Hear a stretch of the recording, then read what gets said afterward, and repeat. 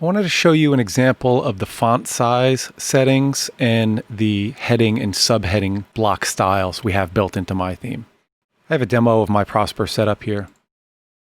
I'm going to edit this page, jump right to the back end. So a perfect example of this is when you have a hero section, like a page header, or in this case, a cover block. This is set to H1. If this was a section not at the top and this was an H2, and we wanted it to look the size of an H1, or just be the main dominant heading visually on the page, we can go here and click the different preset sizes.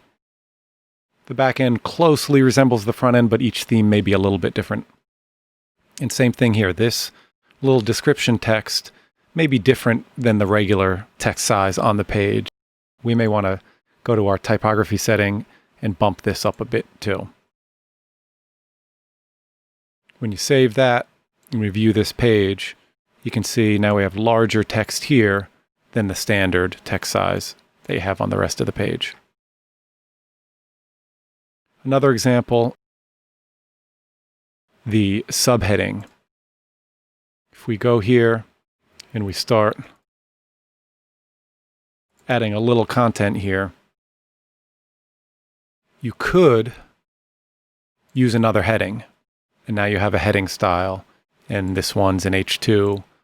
If you wanted to be semantic, you can make it H3, but that doesn't always make sense, and it may not be the best plan for your SEO.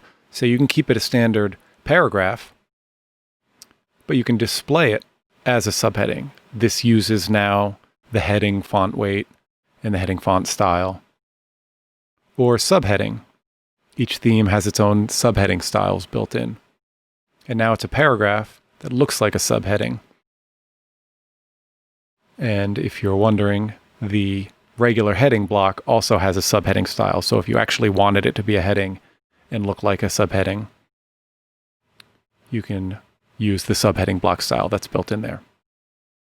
Really powerful settings, help you with unlimited designs and layouts, and it's that easy.